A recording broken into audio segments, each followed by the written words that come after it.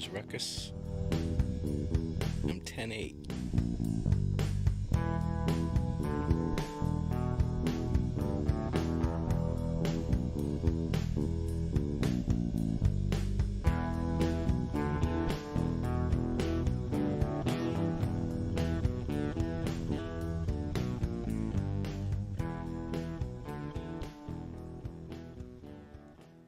How's everybody doing on this Sunday?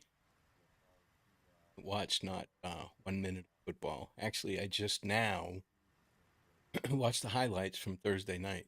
So I mess around with this new computer, and I'm not complaining. I like doing this stuff. But I'm 58 now. Computers have really come a long way, and this thing is a monster. So trying to figure everything out last night. The audio was fine, but the video was a little bit jacked up. But that's okay. I'll get it. Like I said, I like doing this stuff, so it's not a big issue for this. Now, I just wanted to make another video, A, so I can test out the system, and B, so that I can explain a few things that I said last night um, about the Idaho murders.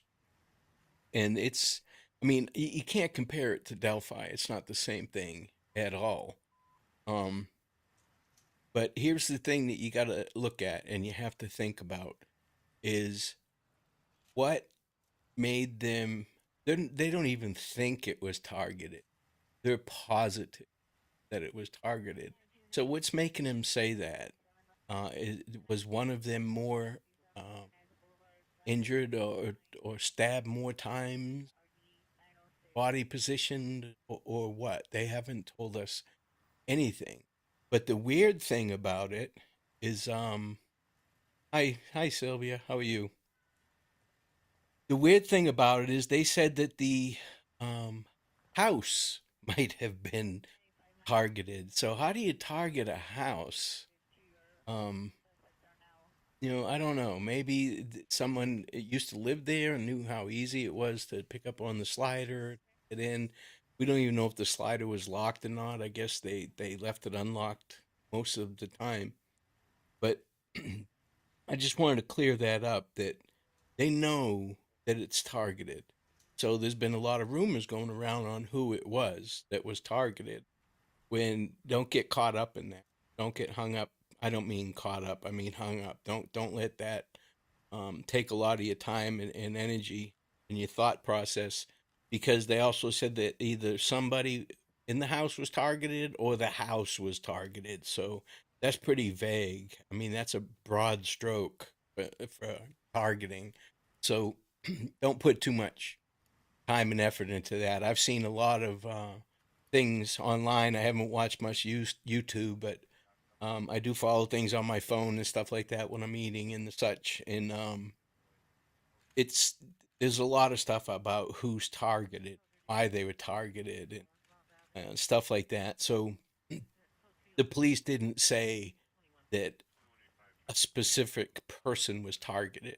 They said the attack was targeted, and it was either against someone in the house or the house was targeted. So don't even read into that. That's too broad of a stroke to even a shot. Now, the Delphi case, we've got Rick Allen in jail. We've got Keegan Klein in jail, and they're postponing things. Now, it's only by a day or two. It's not like he waived his right to a speedy trial and they're putting it off for a year. So it's just by a couple days, and it's kind of strange how they did it. Um, they made it for the next day and then they canceled it and then made it for the next day and then canceled it and then made it for the next day again. So I'm not sure why they did that. I'm sure there's some kind of reasoning as far as filing goes and stuff like that. But um, that's not a huge deal. It happens all the time. They reschedule things for different reasons. The judge may have had a case because this kind of got thrown on her lap, so she may be tied up in something else still, and there's nothing you can do about that at all. even though it's going to be in a different venue, it's going to be the same judge. So is this? So we got Keegan Klein, right, who's in jail and who is making um, deals right now. He's negotiating, and not maybe he is. He is negotiating. Now, what does he have to negotiate with? We don't know, but I can surmise what it is. Police don't play around with that CSAM stuff. When it comes to kids, no area of play there for leaving them out. And, um, they've already dropped a few of his cases. Hey, kid, check the rhyme. How you doing, buddy? They have to change. They have to charge. They charged him with murder, so they have to prosecute it. They God, this brings back my Boston days calling you kid. Hey, how you doing, kid? You know, God, Jesus, I sound like a retard back then. Sounded so stupid. But they have to. They charged him with murder, but they put an aggravating factor on it that it happened during a. I'm good. I'm doing good, kid. Thanks. It happened during a kidnapping. So, in other words, that he was kidnapping them, and he knew that by kidnapping them, that they were going to come into great bodily harm and maybe even death. So that's what I haven't heard anybody talking about. That it's not just kidnapping. It's not like they're saying, "Oh, he tried to kidnap the girls and they died." No, they're not saying that. They're saying he kidnapped the girls knowing that they were going to be severely injured, maybe even mortally injured, and die. He knew that ahead of time. Ahead of time. So that tells you volume about what they're doing on this case. They're not just. They could have thrown the book at him, which at first I thought was the wise thing to do. Charge him with murder and charge him with kidnapping and charge him with jaywalking, what, no seatbelt, whatever. You throw the book at him, every single thing that you can charge this guy with, charge him with it.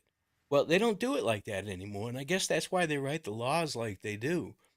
But if you read the statutes on this particular law, it's not just murder; it's felony murder, which means that it was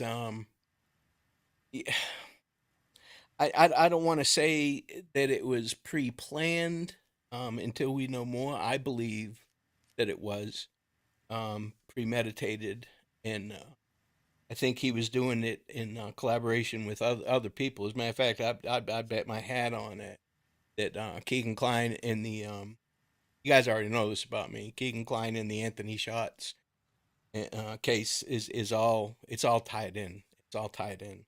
Um, and you're going to see that. There's no way. There's no way that these are all coincidences. There's no possible way. It's impossible for anybody to even say that. Well, it's just a coincidence. No, no, that's impossible. That's the math is ridiculous. You're really stretching if you go in that route. But until they come up with, they've got to explain how they knew. I'll try and follow along here. How they knew, law enforcement knew, that Rick knew that by kidnapping these girls that they were going to get injured. So there was a plan. Um, there was a premeditation. There was collaboration between people. So that's all in play. So there is no doubt that there are other players involved. There's no doubt. Otherwise, they would have just charged him with murder and been done with it, you know? And like I said last night, they didn't say, hey, we made the arrest. We arrested the guy. Today's the day. We arrested him. We arrested the guy. No, they said we made an arrest in this case. So there's more coming. There's more coming. They're keeping everything close to the hip. They don't have to worry about Keegan. He's already in jail. He's not going anywhere, but you watch. He's going to be charged with this in some capacity. I don't think he knew Rick Allen or anything like that, but because he made that account, um, he's kind of falls under that charge as well. Getaway driver rule. So he's got a lot of explaining to do as well, and so does Tony. But it's the wording and the verbiage is everything. Is everything. So just think about that. Think about law enforcement knew that he knew that something was going to happen to those girls. How did they know that? He certainly didn't tell them. They knew that already. They charged him with that right away.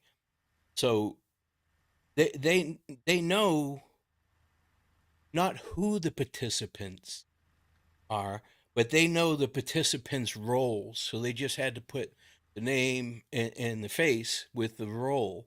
So that's why they were saying, we're just missing one piece of evidence. So they got that one piece of evidence, whatever it was. I don't think it was that bullet. That bullet's bullshit. The defense will have that thrown out quick. So they've got something else as well. They must have something else that ties him to it. Now, he's definitely a bridge guy. There's no way around that. He is a bridge guy. And law enforcement has always said that from day one, bridge guy, this person on the bridge, is responsible for the deaths of these girls. They never said killed. They never said this guy killed the girls. He is the one responsible. So they knew something quick. So what was on that recording? It had to be something on that recording. And that's why they're not playing it. And the family's going along, oh, it's just girl talk and stuff like that. I think that's a bunch of crap. It's there's something else on there because they knew right away. And it's taken all this time because they've got to put the pieces of the puzzle together, and they can't. Some people like to put the edge of the puzzle together first. Some people stack them up in like pieces and stuff like that, and that's fine. But if you have two people making a puzzle, it's all fucked up, isn't it? And then you got three people that are making the same puzzle all at the same time. It's all fun. That's why I hate these task force. The FBI, um, Carroll County Sheriff's Office. It's Indiana State Police. The only people who didn't get involved was Delphi PD, and they were lucky they didn't have to get involved. If the bullet can be linked box of shells Allen has at home, does that change the bullet value? No, absolutely not. Absolutely not. That doesn't prove anything unless even if there is a fingerprint on that bullet. There's different levels of evidence, okay, and there's direct evidence where like they've got you on a security cam killing somebody, or they have a direct witness, reliable witness that saw you do it. That's direct evidence. Indirect evidence is if they find your driver's license next to the body. That doesn't look good at all. Doesn't mean you did it. That's indirect evidence. So they still have to have corroborating evidence to put that together. So that's what the bullet is. It's just corroborating evidence. It's not direct evidence. It's indirect. But the totality of the whole thing just doesn't look good. And any reasonable person would say, yeah, he was probably there. He probably did it. But also, a reasonable person would be, it doesn't mean that he did it. We're talking about a capital case here. This guy's going to be put to death. Indiana has only, they have the death penalty, but they've only executed 5 people since 1972. They haven't executed anybody since, I believe, 91 last time. 90 or 89 was a banner year. They executed 2 people that year. But you watch how quick they execute whoever gets found guilty. You watch how quick he's going right to the straight. to the head of the line. They're gonna be executed really fast. But it is weak. Sylvia is very weak, and the defense is laughing about that evidence. I mean, ejection marks, give me a break. But what gets to me, what when I heard about the bullet and there was ejection marks and it was unspent, yeah, I'm thinking, why did he do that? I mean, what? Why did he rack the gun? Um, did he fire it? Because they didn't recover any bullets, so I'm thinking no, he never fired the gun. So he or whoever had that gun racked it to either scare the girls or just adrenaline. No, if I don't know if you guys have ever been in a situation where it's not just fight or flight, it's fight, flight, or freeze. Some people just freeze up, and some people overreact. So um, that's what made me think right away. So if he racked that firearm just to scare the girls or whatever, and he was not aware enough to pick up or find that spent round, whoever it was, allegedly they spent time to stage the bodies and to leave some signatures, whatever that means. We'll find out eventually. But why wouldn't he look for that bullet? So that tells me whoever did it is not really good at this. They haven't done it a lot of times, so that's why, like, I right away I was like, no, this is a serial killer. Some people that were like, yeah, it's a serial killer. No, serial killer at all. They're much more proficient than that. Unless they're brand new serial killers, but even those people, they start out with animals and all that, It can match bullet to the exact box case the bullet came from. I think it would be stronger and than just the extraction marks. Yes, and that's corroborative evidence. That all comes together. But you'd think they would have said that. You think they would have said not only do the extraction marks match his gun, but it came from a box of ammunition, and we've all heard this on other cases. It came from a box of ammunition purchased at Walmart on 7/22, 2016, and it was on sale for 10.95. They go all the way back to it. But if he didn't fire that gun much, right? Most people do. I mean, they practice with it a little bit, but not as much as everybody would like to. Shit, I hardly even shoot anymore. I used to, obviously, shoot all the time when I was in law enforcement, but now I hardly shoot at all. At all. So that ejector, and now I am a freak um, about guns, and the next one I do, I'll show you. I have a Glock 43. The barrel's polished. All the internals are polished. I did the trigger work on it. My gun, that 43, yeah, you could link a bullet to that because I polished the shit out of the face of that ejection pin. So and the the firing pin. So yeah, you'd be able to tell that it was mine. But just a regular gun out of the box, they're all going to be about the same. All of them. All of them. I mean, tool marks to a point, but it's not going to stand up. They'll find another guns and have somebody say which one is which, and they won't be able to tell. They won't be able to tell at all. But I will. And I like showing it off anyways. But I'll take my Glock apart and I'll show you guys all the work I did to it.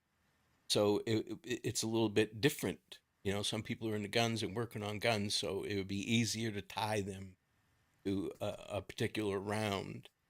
But in this case, it's really weak. I mean, the defense attorneys right away were laughing, not out loud, but they were like, "Hey, release it. Why are you keeping this sealed? There's nothing there. There's absolutely nothing there." And they're right. It's ridiculous why they kept that sealed. I know everybody's leaning towards because they fucked up is why they kept it sealed and they didn't want that to get out. But shit, that's going to get out, you know. And now it's a pissing contest. I mean, right away, El County and ISP said, "Oh, it was FBI. It was one of their civilians that misfiled it." Now the FBI came out and said, "No, no, no, it wasn't us." No, so it's going to be a pissing match over that too. But fortunately, um, as far as we know, he didn't hurt anybody. So yeah, he's had his freedom for almost 6 years. But at the end of the day, if he's the one that did it and he didn't hurt anybody else, we got him. You know, got him. So yeah, Sylvia, unfortunately, and I have seen some fuck ups. I have made mistakes. Like I said, I worked in booking, working with PCs, and you put this information in the computer, you hit send, it goes nationwide. And if you forget to put the decimal point on a statute or parenthesis, an open or closed end of the parentheses, it could go from a misdemeanor to a felony. And then it's like, oh, fuck. You can fix it. You can go back and amend it, but it's still there. That person has a felony on their record now because I fucked up, you know? And even though it says there's a thing there that's, they weren't charged with this. It was an error in the booking process. Yada yada yada. It's still there. They have a felony charge on their record, and I shouldn't laugh, but that's how stupid it is. That's how easy it is to fuck up, and it can change somebody's life. I mean, getting a DUI is life changing. I mean, that's 10 grand. Um, the cop takes you to jail and you're a truck driver with a CDL license, just having a bad day, got an argument with your wife, left the house, got a six pack, sitting down by the beach, having a couple beers, trying to chill out, and you get a DUI, you're fucked. That's your livelihood, you know. And some cops are like that, and they'll do that. But we'll get into that's a story for another day. I've got a whole bunch of law enforcement stories for you guys. I mean, I worked everything from death row. I've got some good stories about death row. I worked in the jail in the pods. I was a pod slug for a while. I worked transport. Then I got into booking, and once I got into booking, you have to be highly trained to be in there, and you also have to be able to handle yourself physically. So, because these people come out of the shoot and they just want to fight for no reason sometimes. And I've had my ass whooped. I've had both shoulders dislocated, my jaw broken. I'm getting my right shoulder replaced, reverse replacement on the 22nd of this month, and then the left one replaced as soon as that one heals. So, my body took kind of a beat, and I know every asshole within 150 miles of here because they all came to me. I was the first person that they met outside of the arresting deputy. But that's it with the Delphi stuff. There is no way that bullet's going to carry any weight whatsoever without, like you said, kid, without having more corroborative evidence. Like it matches the box, and the tool marks on it from the manufacturer match because that changes batch to batch. So it's just like with carpet fibers and stuff like that. We all watch forensic files, so we know how that all matches up. It's the same thing with any tooled metal and wood and everything else. It just depends on how old that stamp is that's stamping the 38.38 on the back, how many times until they change it, so they can see that it's been worn, and they can get it right down to they match everyone in the box, so. And I'm sure they'll go through all that, but they know already, and I just want you guys to keep that in mind. They know already that he knew that kidnapping those girls was going to cause them great bodily harm. He wasn't just trying to kidnap them and take them home, make them clean the house or anything like that. And here's another thing, a little food for thought, right? If he parked at that CPS building and his plan was just to kidnap the girls, Was he gonna fucking walk them all the way up to the CPS building? Do you follow what I'm saying? The kidnapping is in there to tie him to these other people. His job in the deal was to kidnap the girls. His job was to get the girl. I'm not saying this is what happened. I'm just saying that this is a scenario that something like that could happen. What if somebody was waiting on the dirt road in a car? So his job was to get the girls down to the car, boom. But then the girls took off, so the car took off. You follow me? So something like that could have happened easily.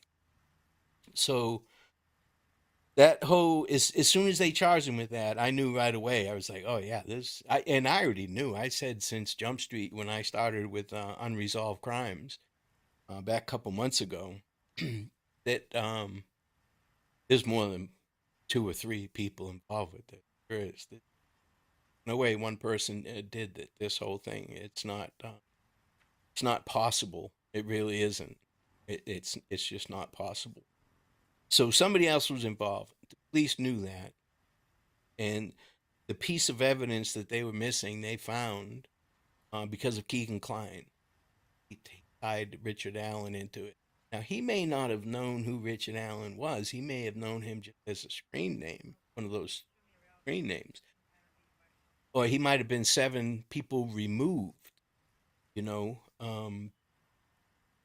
but again, I was talking to my son the other day, and he's like, "Dad, I'm telling you too, the dark web, the dark web, and everybody knows, and in every state, in every town, these pedophiles all know they can use dark web, VPNs, and it's untraceable.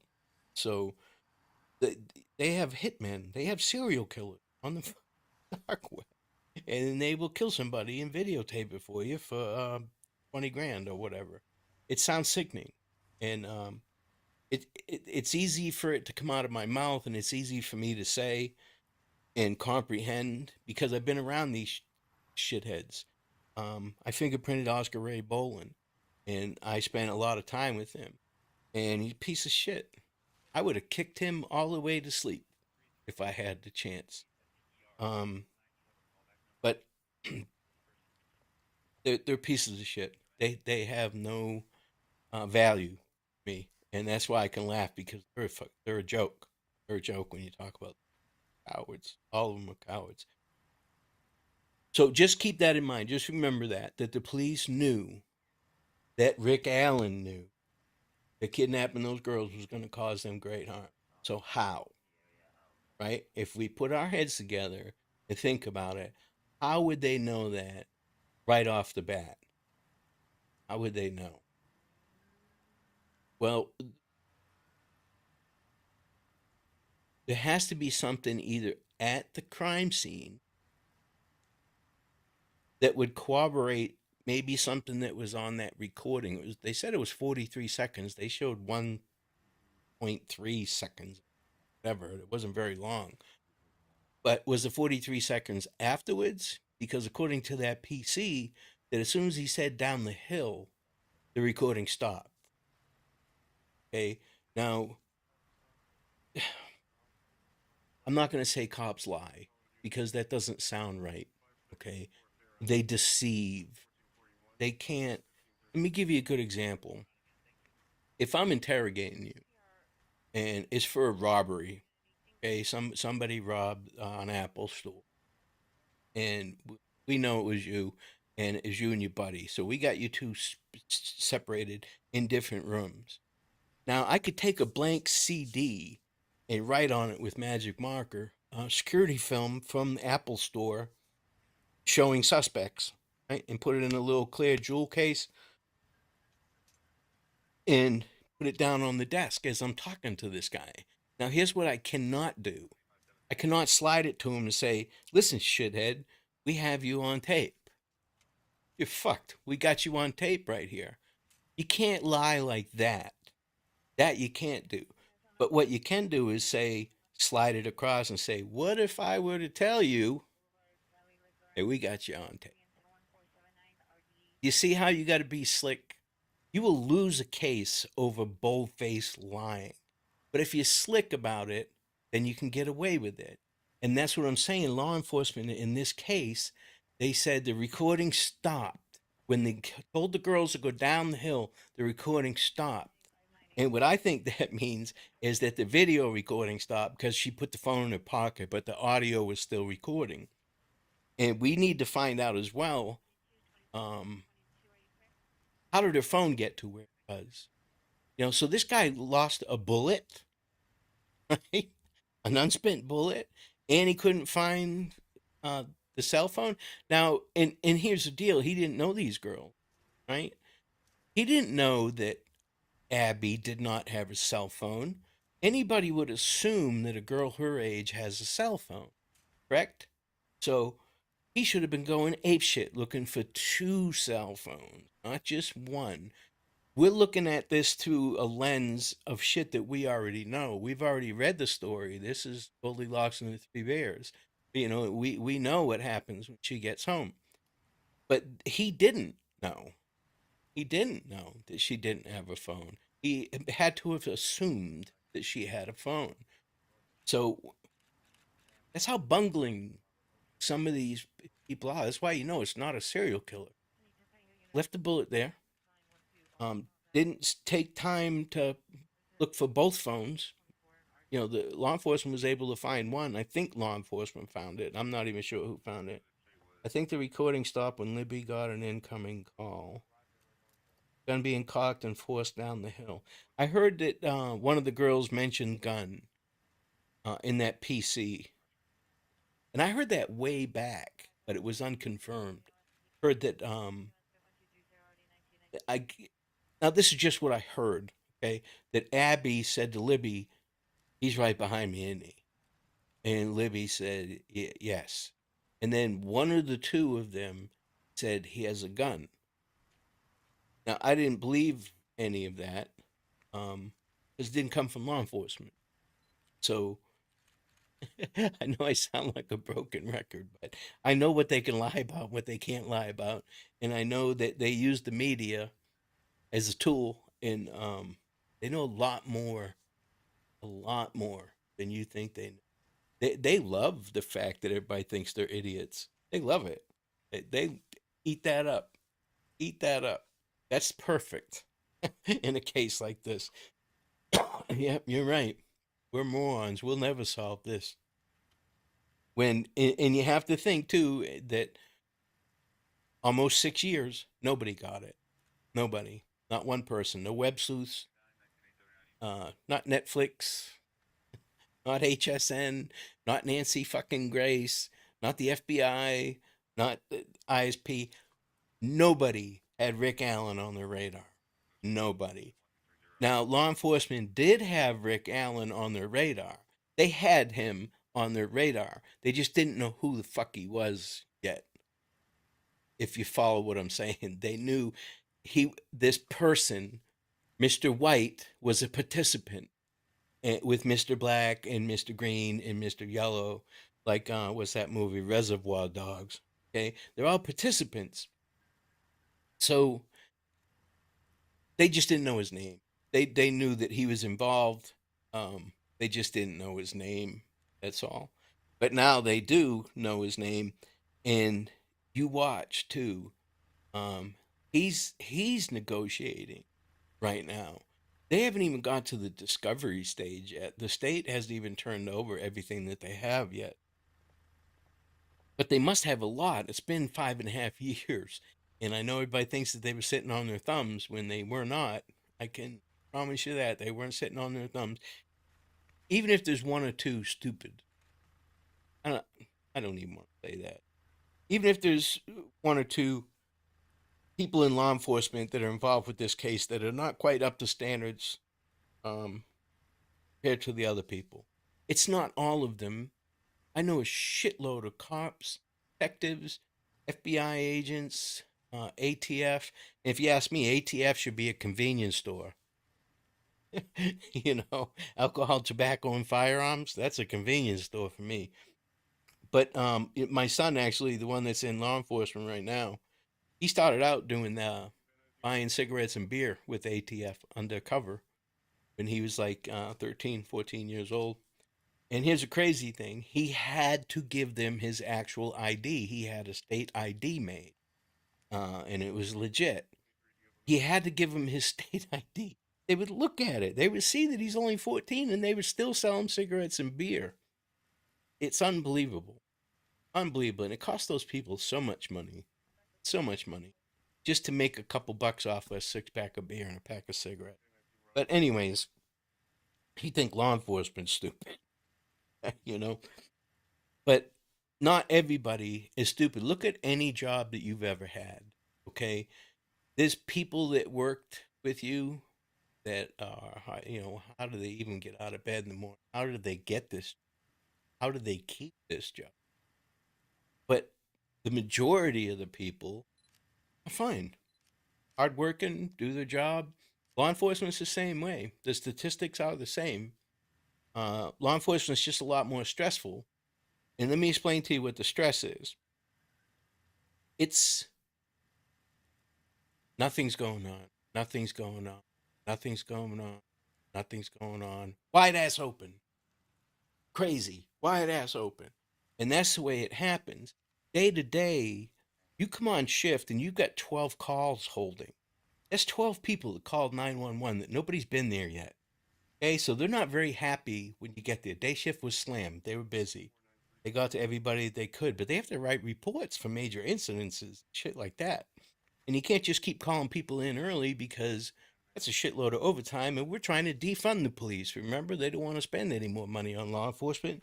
So they can't keep calling people in. So calls have to hold. And the poor dispatchers have the worst job down the chain because they have to prioritize these calls. Every person that calls 911 thinks that they're more priority than anybody else. Trust me.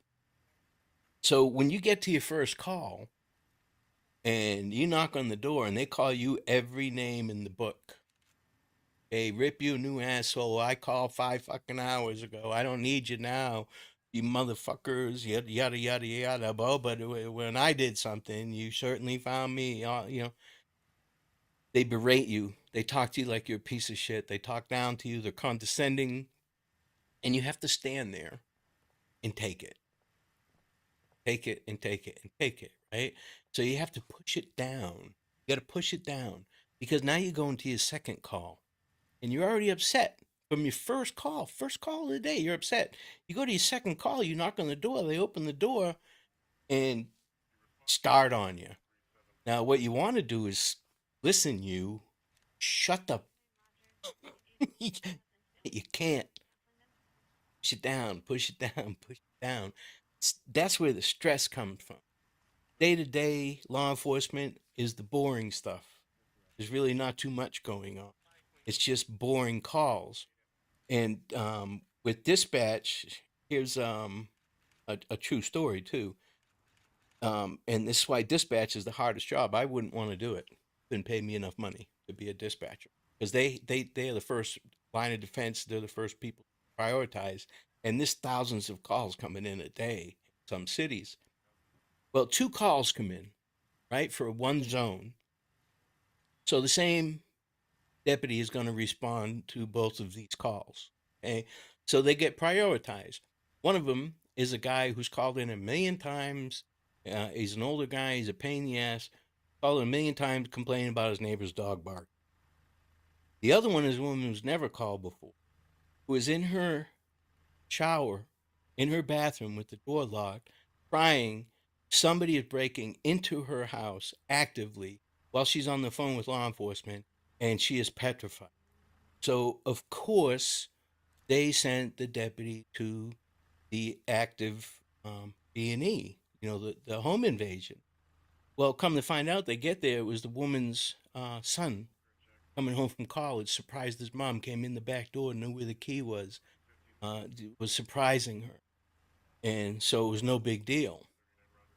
By the time the deputy got to the call about the dog barking, the old guy had shot and killed his neighbor over the dog barking. He finally had enough of the dog barking. Shot and killed the neighbor. Now, how do you think that dispatcher feels? Now, it's not their fault. It's not their fault at all. They made the right call. They prioritized it correctly. But this is what Monday morning quarterbacks are all about. What do you think the newspapers? Sorry. What do you think the newspapers did with all this? It's crazy, crazy. Those journalists are horrible. They're not worried about being right. They're not worried about being honest. They're worried about being first. Period. End of story. Don't trust any of them. Not one of them. And so as you can see, it's a hard job. It's a hard job to do to even be efficient at it. Very few people excel. I wasn't one of those people that excelled. I really didn't enjoy my job. I didn't like law enforcement. My son, on the other hand, he's been on DEA task force. He was vice narcotics undercover. He got promoted. He is the chief negotiator for hostage situations and stuff like that. He's really shining. I'm so proud of him. But I just wanted to fly under the radar. I wanted to make myself important enough where I could have the job that I wanted without having to worry about being transferred, and I didn't care about promotion or any of that kind of shit. But it's a hard job, and detectives have nothing to go on except for physical evidence. That's it. That's how it starts. Physical evidence, and they take it from there. You've all watched the crime shows on TV and stuff like that, and the documentaries, the first 48 and stuff like that. Those are actual detectives, so you can see how they're just running around, man, going crazy trying to get as much information as fast as possible. That's another thing with Delphi. These juveniles, um, Jesus, how old were they? If they were by themselves, okay, you would like to think that four sets of parents, at least one of them had the brains that would say, no, they're 11. We're not leaving them there by themselves, or 12. I think like 13 or 14 ish, around there, maybe even a little bit older. So now they're in their early 20s. So they got to remember. Now think about this. Think about something that happened when you were 20 years old. If something happened when you were 13, unless it was something dramatic like your first girlfriend, your first kiss, football, baseball, whatever you like, sports or whatever, you'd remember stuff like that. But something as mundane as walking by somebody, who the hell's going to remember that? Those witnesses are going to get tore up on the stand. The defense is going to eat them alive. So that's how. That's why the defense didn't care. They're doing some good lawyering. They started right away. Second they open their mouth, they're reasonable doubt. They're putting reasonable doubt in as many people as they can, because it only takes one person to have reasonable doubt out of a jury of 12, and you're gonna basically win the case, even though it's only one out of 12. You're gonna win the case. But eyewitnesses are horrible. They're the worst witnesses, and they all get tore up. And the ones that are credible, and think about this, right? Because that's what the prosecution will say. This person saw that, and this is a very credible person. And what do you think the defense is going to do? Try to discredit them, make them look like a horrible person. That's why I saw a joke or a bumper sticker or something one time that I'd like to run for office so that people can dig up the dirt on me and I can piece together my life between 18 and 22, because it was a blur, because they will dig it up. So eyewitnesses and stuff, that's bullshit. That's not going to help anybody. They've got to have this physical evidence to tie it together, and I'm telling you, it's digital. They have got digital evidence that's going to wrap this thing up in a pretty little bow. They've got Rick Allen. They've got a couple more, Mr. Whites and Mr. Blacks and Mr. Reds and Greens, um, all the way down to whatever color Keegan is, because he's definitely a player. He created that account, whether he knew it or not. That's what's going to be the kicker. Because if he did, now we're talking getaway driver law.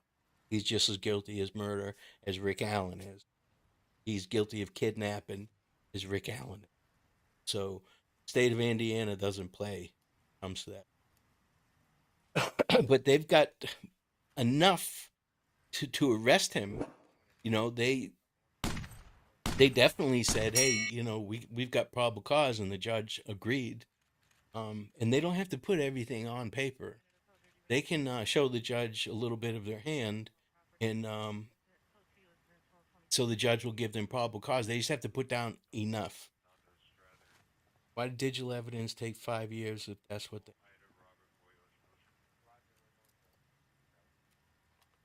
they think? Yeah, my kid. Digital evidence, it doesn't take 5 years, Sylvia.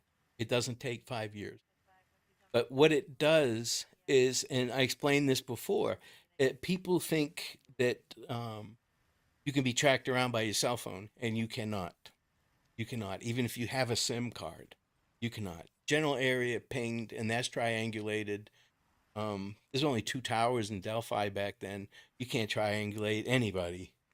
For them to say that certain people were on the bridge and at the crime scene, it's a bunch of shit. But I'm here to tell you, Sylvia,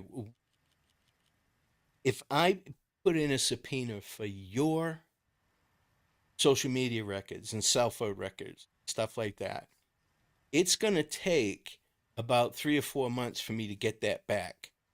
Now, everybody says, well, no, in a case like this, you get it expedited. Yeah, you and every fucking body else, every other law enforcement agency wants their shit expedited. All of them do. Um, so that never happens, even if they say, oh, yeah, we got it expedited. No, you did not, because everybody wants their shit expedited. Unless you're the president of the United States, you're not getting shit expedited. But it's going to take a couple months, Sylvia. And then you're going to get it in the form of an email, and you get a code. When you put that code in, you hit enter, that populates that email. And it may be thousands of pages, thousands. I don't know if and that's for your Facebook, for your Snapchat, for whatever. If you play games that have a social thing, if you can add friends to a phone game, stuff like that, they got to get all that. And they have to read that line for line for line. I don't know if you read Keegan's interview. It's only 194 pages, and it's like double and triple spaced. And how long does it take to read just that? Okay, so you're sitting there and you're human. You're reading this stuff, you're reading this stuff, you're reading this stuff. Your eyes get tired. You're trying to put shit together.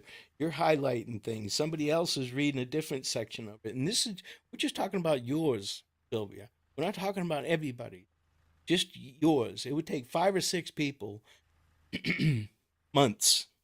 So by the time you put in the subpoena until you have the information somewhat compiled where it makes sense, you're talking months total, start to stop, maybe 5, 6 months. Well, then you got to take that information and tie that in somebody else's. You got independent people looking at that. You can only do so much.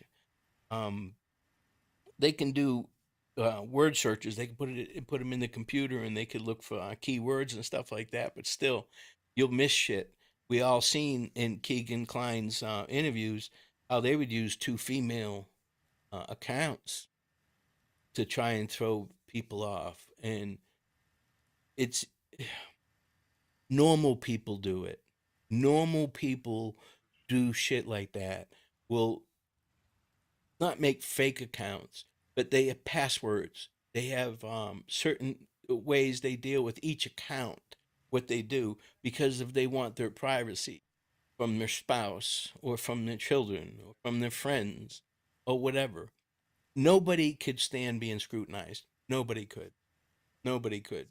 So, and that's what you're getting when you get this subpoena. You're getting scrutinized. They're going to find out every single letter you typed on your phone and on your keyboard. Would you want that? Would any of you guys want that? I wouldn't. I certainly would not. And But that's what happens. You have to read through all that. So say they had 50 POIs, 50 people that fit, you know, inside their requirements. That's 4 or 5 years, babe. Unless unless something comes up, a big piece of evidence, or something falls in their lap, or if somebody doesn't misfile something. I mean, why the hell they didn't look at him anyway? That whole thing is fishy to me.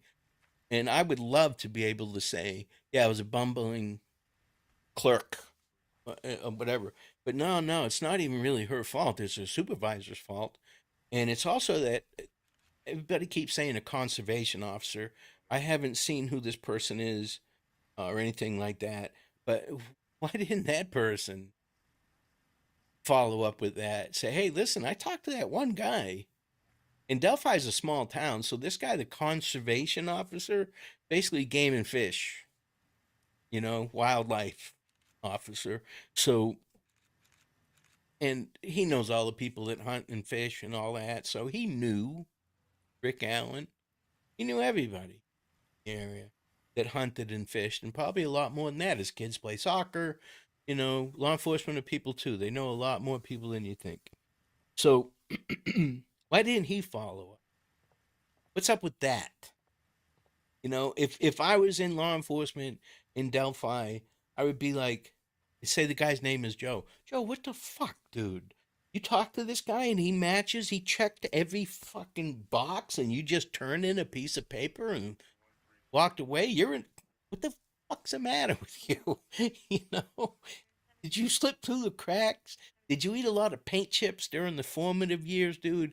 You have one little shred of law enforcement blood running through your veins. Are you even inquisitive? you know? Oh, what's up with that? How did that guy get away? Now, he's probably not even in law enforcement anymore, but I don't know. It to me that none of that shit makes sense. And I'm hoping and I'm pretty sure that everybody is going to be shocked with not who gets arrested, but the amount of planning that went into it and the amount of dedication that these people put into it to go under the radar. They obviously, you hate to even say this about bad people like this, but they did their fucking job and they did it really well. They set out to accomplish something and they accomplished it and they got away with it um, up until now. Up until now, it took that one piece. Remember, I was talking about everybody, three different people working on a puzzle, and pieces are missing. Have you ever had a puzzle? You did a puzzle, and if there's a piece or two missing, it's aggravating. So you tear it all apart and you put it in a box. Well, then you find that piece of puzzle under the couch a year later. Shit like that. You have to think like that. It it's very difficult. Being a detective is very difficult. Now they started out. I mean, they still don't know who Jack the Ripper was. Give me a break. Zodiac killer. You know, it's not just this is because it's two little girls that makes this so personal, and it makes it personal to me too. I don't like it. I don't like anybody getting murdered, but two little girls like that, sick fuckers, sick fuckers. But they don't care. They don't think of them as little girls. And I've been around murderers, hundreds of them, 428 exact when I worked on death row, and got to deal with every single one of them, every single one of them. So you wouldn't even know it. They act like kids. They act like kids. They complain when their TV's right. Well, the food's not hot enough. Whatever. They're always pissing and moaning and complaining, writing grievance. It's little shit. Like you say, "Hey, how you doing?" What the fuck you think I'm doing? I'm waiting to be executed. All right, well, go fuck yourself then. How's that? Won't even talk to you again. Fuck off. you know. So, but I've also seen death penalties get commuted. Guys, but put on the compound. Three in 2 years that I worked there. Three people got commuted because of DNA evidence. They were innocent. Can you imagine? How crazy is that? Well, you got to be sure with the death penalty. You have to be sure you're going to kill somebody. So you have to be sure.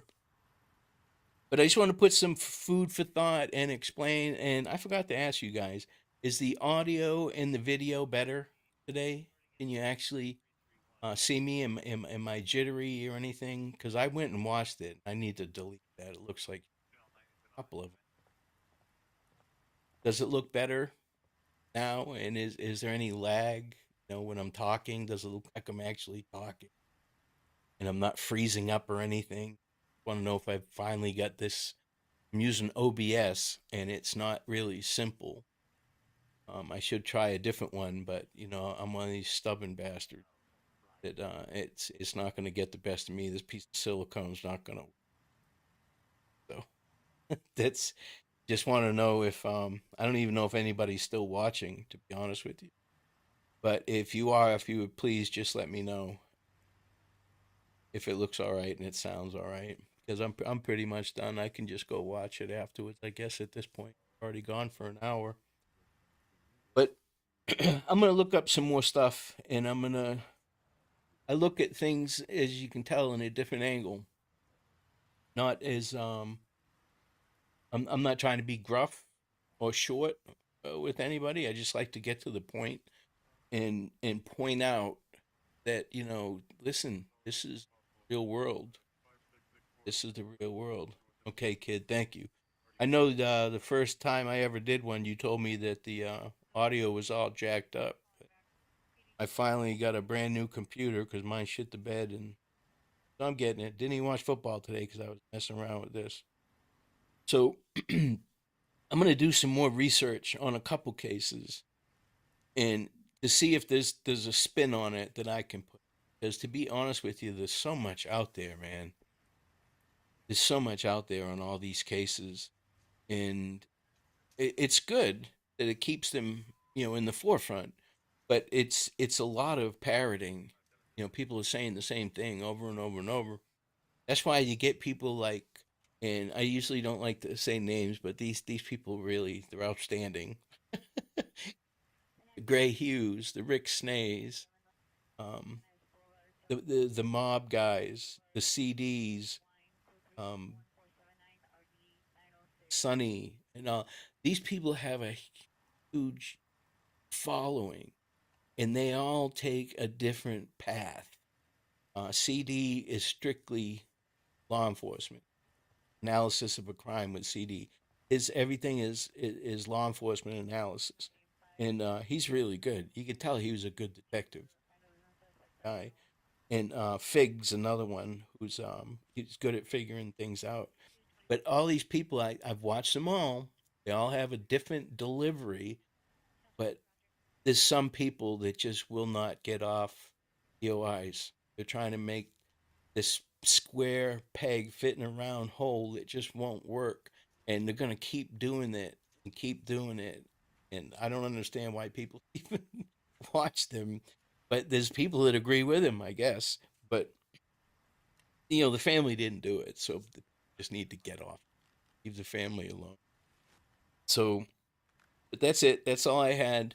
I'm gonna do some more research, and I'm gonna figure out how to put my screen up on this screen so that I can put up some documents and stuff like that, and show you some stuff from my past that I have documents on, and show you how um, cases actually get solved, how they actually do it. I mean, it just doesn't fall in your lap.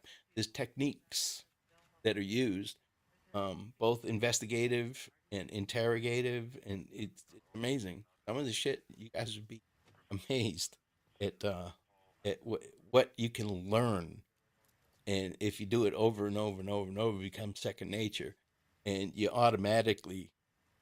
I mean, I couldn't go out anywhere, and I worked in booking. I couldn't go out anywhere. I've had more than one person while I was in the bathroom. somebody that's been in and out of jail or whatever say, "Hey, how long you been on the job?" And like, is it that obvious? Oh yeah, you looked everybody up and down the whole place, man. I said, yeah, well, habit, you know. But you have to be alert. Everybody should be like that. To be honest with you, I do it without even thinking, so it's not. It doesn't bother me at all. It's like just do it. So, but that's all I got for tonight. Thank you for watching. I appreciate it. And if you could tell other people, if you like the way that I describe things and talk about things, have other people come and take a look. I don't do this for the money. I'm not monetized or anything like that. I'm not worried about that. I just enjoy talking to other people and getting other people's opinions. I don't like just giving my opinion. You know, it'd be much funner if somebody else could talk with me, and I'm getting that set up with Discord, which is free, so people can come on and they can actually talk while I'm talking, so we can talk together. And so I want to get that stuff rolling. So if you if you know other people and you go on other channels, just tell them to check me out. I mean, you don't have to talk me up or anything like that. The more people I can find, I was just telling my wife, it's like, man, I have nobody to talk to about this computer. My wife doesn't know about computers, doesn't care.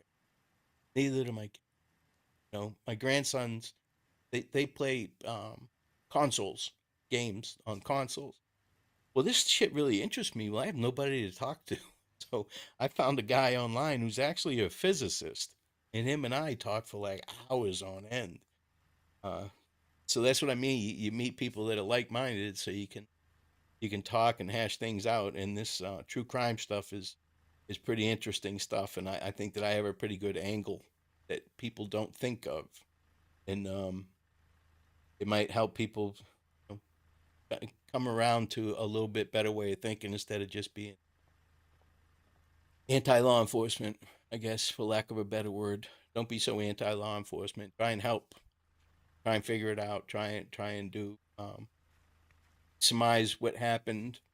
You know, even though you don't have an informed opinion, you can build an informed opinion. If you do the right research, you can have an informed opinion.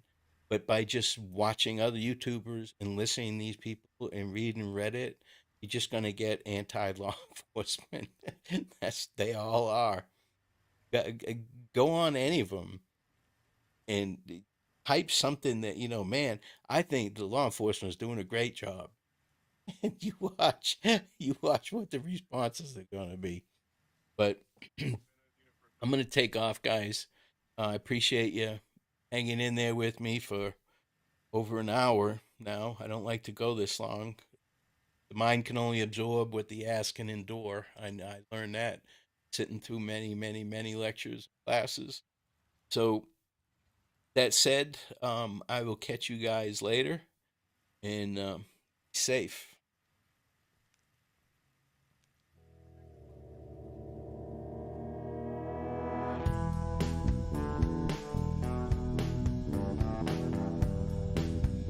My name is Ruckus, and I'm 10-7.